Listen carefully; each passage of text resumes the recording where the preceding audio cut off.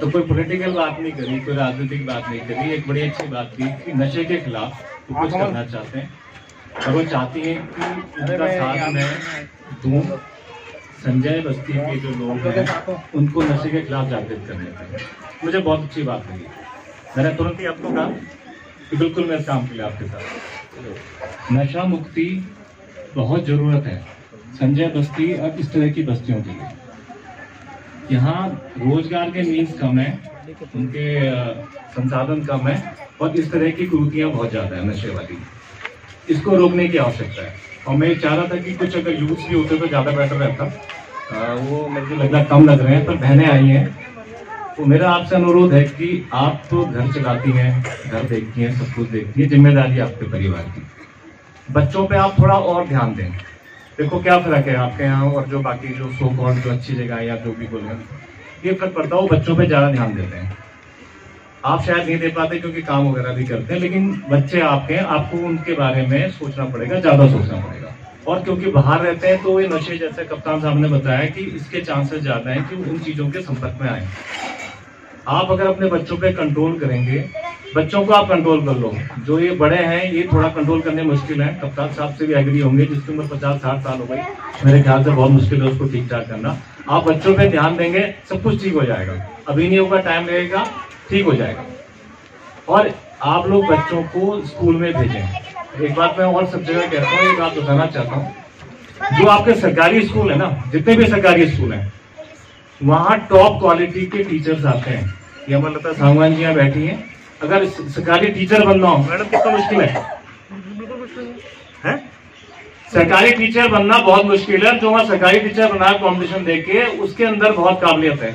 आप बच्चों पे ध्यान देंगी, सब कुछ ठीक हो जाएगा। एक उन्होंने बात की कि भाई इस तरह का जो नशे का व्यापार करते हैं, इस तरह का दारू बेचते हैं, ये बेचते हैं, इन्होंने कहा कि डर भी है, होगा भी डर। कुछ जो इस तरह के काम करते हैं उनका डर भी है। मैं आपको इस मंच पे ये आश्वासन दे रहा हूं, किसी दारू वाले से, किसी भी उल्टे काम करने वाले से, किसी भी ईव टीजर, मतलब ये जो महिलाओं बहनों को बद्दी टिप्पणी करते हैं या कुछ करते हैं, किसी से भी डरने की जरूरत नहीं है। मेरे होते हुए जब तक मैं हूं, आपको किसी भी तरह की डरने की जरूरत नहीं है। और अगर कोई इस तरह का काम करते हैं और कोई हो सकता है कहीं गली मोहल्ले में छुप के मेरी बात सुन रहा हो, तो खुले तौर पे कह रहा हूं कि ये आप ये काम छोड़ देना, इलाका छोड़ देना, मैं बिल्कुल नहीं बख्शूंगा। मेरे यहाँ किसी तरह का संगठित अपराध बिल्कुल भी बर्दाश्त नहीं होगा। मैं जितना सबसे सख्त होगा कार्रवाई करूंगा और मैं बिल्कुल नहीं सुनूंगा कोई हमारे सामने रोता रहे, करे रहे, रिक्वेस्ट करे, दबाव डाले ना।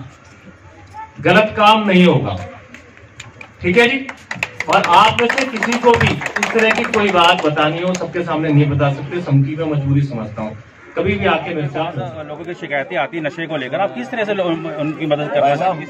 देखिए, हमने जो ये अभियान शुरू किया है नशा मुक्ति का, कि नशाखोरी का जो अभियान में शुरू किया है, क्योंकि संजय बस्ती हो, चपतरा की बस्तियाँ हैं, यहाँ पे जुआ सट्टा, ये नशा, बहुत बच्चे लोग जो है ना, हमारे जो ये है युवा पीढ़ी है, वो बहुत ही ज़्यादा इसमें इन्वॉल्व होती जा रही है। तो हमने इसके लिए एक अभियान चलाया है कि जहाँ ये शराब की बेचते हैं या सट्टा खेलते हैं, हमारा ये एम बन गया कि हम इनको बंद करेंगे।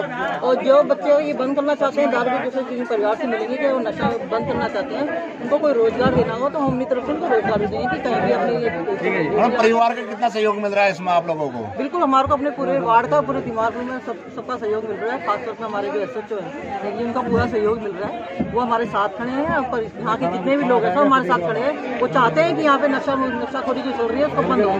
मैम, ये पहला आगाज आपने यहाँ करा है और कितने दिन तक चलने वाला है? ये हमने जो अभियान शुरू किया, ये हमारा 15 दिन का अभियान है। अभी हम ये हर बस्ती में करेंगे, तो उसके बाद वजीराबाद भी लेके जाएंगे, क्योंकि वजीराबाद में भी वहाँ बहुत ज्यादा सरकार के खिलाफ करेंगे जो नशे का काम कर रही है, ये नशाखोरी बहुत सरकार को ये। तो इसमें कितना सहयोग आप लोगों के इलाके से मिल रहा है? आगे अब क्या कार्रवाई रहेगी? देखिए,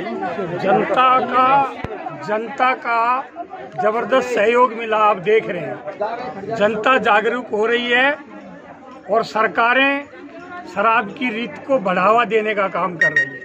आज मैं देख रहा हूं जनता बहुत जागरूक है, लेकिन सरकारों को भी इस जनता की तरह जागृत होना पड़ेगा कि सरकार जो काम कर रही है, राजधानी को नशे का उड़ता पंजाब दूसरा दिल्ली को बनाने का, तो आप देखिए कि उम्र 25 से घटाकर 21 कर दी है और हर वार्ड में 3 दुकानें खोलने का काम यदि सरकारें करेंगी तो जो लोग जागरूक हो रहे हैं, तो सरकारें लोगों की जागरूकता पर प्रहार कर रही है, जो अच्छी बात नहीं है। हम अपने वार्ड के अंदर कोई नई दुकान नहीं खुलने देंगे।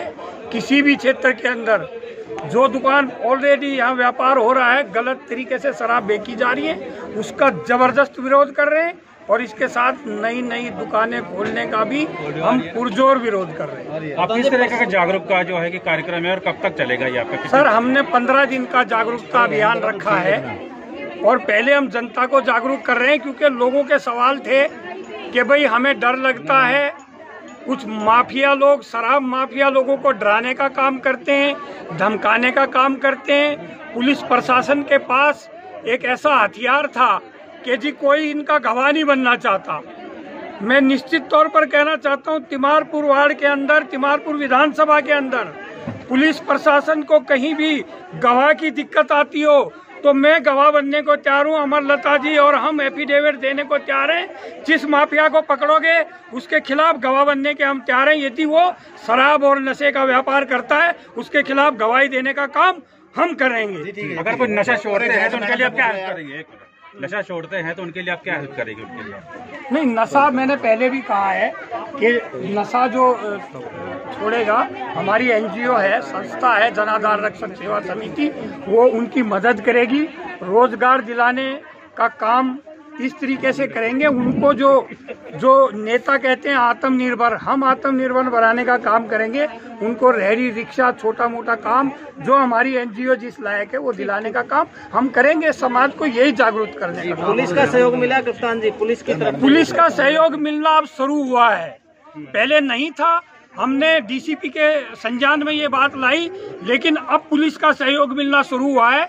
अब जहाँ जहाँ कहीं वहाँ दबिशें दी गई हैं, लेकिन अभी भी आंख मिचौली का काम खेला जा रहा है। पुलिस दबिश देती है, उठा के ले जाती है, कहीं ना कहीं जो है फिर दूसरी जगह फिर ये काम चल रहा है। हम इसके खिलाफ जो है लड़ाई लड़ रहे हैं। कप्तान साहब, 2 थाने आपके अंतर्गत आते हैं। थाना वजीराबाद में स्थिति इससे भी ज्यादा भयावह है पिछले 4 सालों से, क्या कहेंगे? बिल्कुल, हमने 2016-17 में भी इसके खिलाफ आंदोलन किया था और कई चीजें संज्ञान में लाए थे, कई दुकानें बंद कराई थी, कई बंद थे। लेकिन ये जो शराब के व्यापारी ये जगह बदलते रहते हैं, मकान बदलते रहते हैं। आज गली नंबर 8 में तो कल गली नंबर 12 में। जब पुलिस जहाँ दबाव देती है, जहाँ जनता जागरूक हो जाती है, जहाँ प्रतिनिधि पहुँच जाते हैं, जहाँ इनका विरोध शुरू हो जाता है, ये जगह बदल लेते हैं। अब जगह के साथ साथ हमें इनको क्षेत्र बदलवाना का काम करना पड़ेगा। लेकिन इसके लिए जनता जिस तरीके से आज तिमारपुर की जनता एकजुट होकर एक साथ आई है, अमरलता जी ने जो आवाज लगाई थी, जो आह्वान किया था, उस आह्वान पे जनता ने बढ़ चढ़कर साथ दिया है। तो आज हमारा उत्साह बढ़ा है। हम जो है शराब माफिया के खिलाफ और जो सट्टा शराब जुए के जो कुरीति को फैलाने का काम कर रहे हैं, वो हम उनके खिलाफ जबरदस्त तरीके से लड़ने का काम करेंगे, बेझिझक, बिना रुके, बिना चुके, बिना रुके, बिना टुके।